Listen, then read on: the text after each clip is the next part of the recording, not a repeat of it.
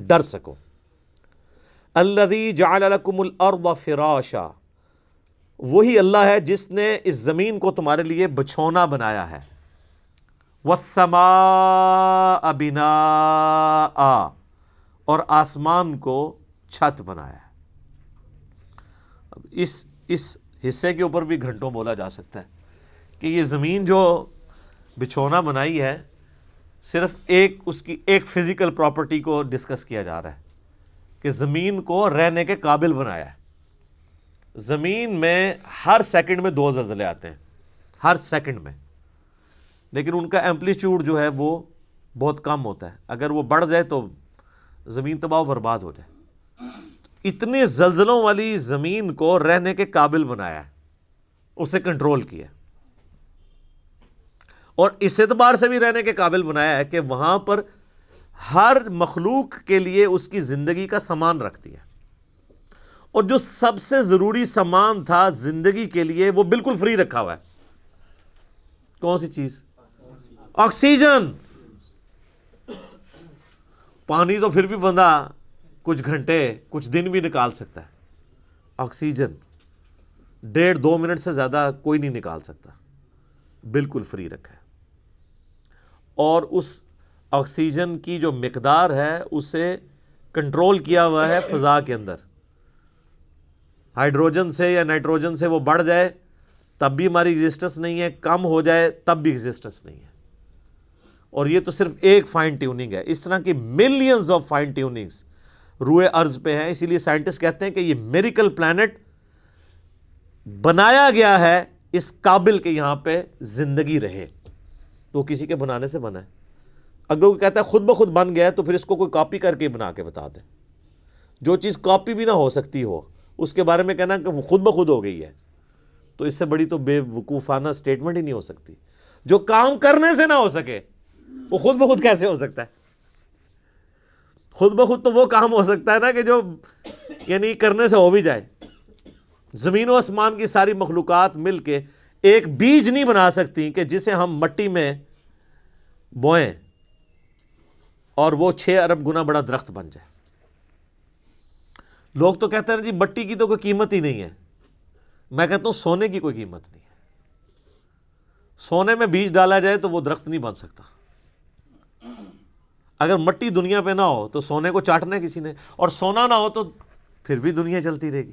یہ مٹی جو اللہ نے رکھی ہے دیکھنے کو حقیر چیز ہے، لیکن اس میں ہم بیج بوتے ہیں، اور سر وہ بیج جب نکلتا ہے اور درخت بنتا ہے، اس درخت کا سائز، اس کے پھولوں کے لگنے کی ٹائمنگ، اس کا پھل میں کنورٹ ہونا، پھلوں کے پکنے کی ٹائمنگ، پتوں کی شیپس، ان کے سائز، پھر ایک ایک پتے تک پانی کا پہنچنا زمین سے، یہ تو انسان پریشان ہو جاتا ہے۔ ایک درخت تو بہت بڑی بات ہے، ایک بیج نہیں کوئی بنا سکتا، اور کوئی یہ کہ خود بخود بن گیا، تو اس سے بڑی بیوقوفی کسی کی کیا ہو سکتی ہے؟ دنیا کا کوئی بیوقوف انسان بھی ایک بال پوائنٹ کے لیے ماننے کے لیے تیار نہیں خود بخود بن جائے، کیونکہ یہ ایک مینیجیبل چیز ہے، الٹپ نہیں ہے، ایٹ رینڈم نہیں ہے۔ تو زمین کو اس نے تمہارے لیے بچھونا بنایا ہے، والسماء بناء، اور آسمان کو چھت بنایا ہے۔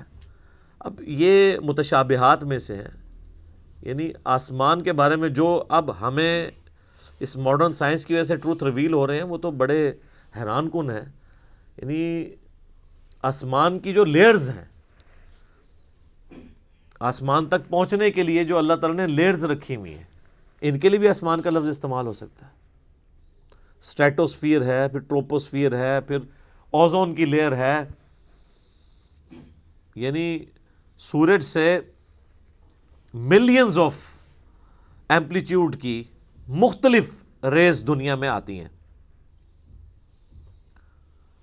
لیکن زمین کی جو ہماری رہنے کی سطح ہے اس تک اس میں سے چند ایک پہنچتی ہیں۔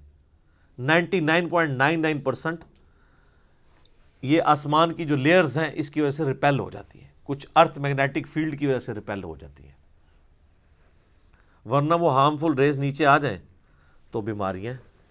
یہ جو کہتے ہیں اوزون لیئر کے اوپر ایک شگاف ہے، اس کی وجہ سے سکن کینسر کا خدشہ ہے ان علاقوں میں جہاں پہ وہ ڈائریکٹ ریز آتی ہیں. تو یہ آسمان کو ایک بڑی مضبوط چھت بنایا ہے اللہ تعالیٰ نے. آسمان حفاظت کا ذریعہ ہے. یہ اللہ کی قدرتیں ہیں جی، اس پہ کتنی دیر بولا جائے. میرے اس پہ کئی ایک لیکچرز ہیں، وہ آپ دیکھ لیں ورنہ تو ٹاپک بدل جائے گا. وَأَنزَلَ مِنَ السَّمَاءِ مَاءً، اور آسمان سے اس نے پانی کو نازل کیا. فَأَخْرَجَ بِهِ مِنَ الثَّمَرَاتِ، پھر اس کے ذریعے پھل اگائے تمہارے لیے، رِزْقًا لَكُمْ، تمہارے رزق کے طور پہ. اچھا یہ ساری باتیں بنیادی ہیں. کوئی دنیا کا انسان نہیں ہے جو کہ یہ چیزیں میری آبزرویشن میں نہیں ہیں. قرآن چونکہ پوری انسانیت کے لیے ہے، لہٰذا اس میں بالکل ڈیٹم لیول کی بنیادی باتیں ڈسکس ہوں گی جو ہر بندے کے ایکسپیرینس میں، نالج میں ہوں. یہ جتنی باتیں آ رہی ہیں کہ تمہیں اللہ نے پیدا کیا، تم سے اگلوں کو پیدا کیا، سب کے ایکسپیرینس میں. اللہ تعالیٰ نے زمین کو رہنے کے قابل بنایا ہے، آسمان کسی انسان نے بنائی ہے. انسان تو ہمیشہ سے آبزرو بھی کر رہا ہے اسے. انسان تو صرف ڈسکوری کرتا ہے، اور انوینٹ بھی جو کرتا ہے وہ بھی کریشن ایکس نہیلو نہیں کرتا، عدم محض سے وجود نہیں دیتا، بلکہ اللہ کی تخلیقات کو یوز کر کے کرتا ہے. اگر وہ یہ ٹیبل لکڑی کا بنا رہا ہے تو لکڑی اس نے نہیں بنائی ہے، لکڑی نیچر سے ہی آئی ہوئی ہے. کریشن ایکس نہیلو نہیں ہے، لیکن اللہ تعالیٰ بدیع السماوات والارض ہے. زمین و آسمان کو بغیر نمونے کے، کوئی چیز نہیں تھی تو پیدا کی ہے. انسان جو خالق ہے وہ اللہ کی تخلیق میں سے خلق کرتا ہے، لیکن انسان بدیع نہیں ہے. البدیع نہیں اسے کہہ سکتے آپ، بغیر نمونے کے چیزوں کو پیدا کرنے والا. تو آسمان کے ذریعے پانی ہم دیکھتے ہیں، اس کے ذریعے زمین سے رزق نکالتا ہے تمہارے لیے. اس میں کیا قیامت مضمر ہے. رزق نکالنا بھی کافی نہیں تھا اگر اس رزق کی کمپیٹیبلٹی ہمارے ساتھ نہ ہوتی.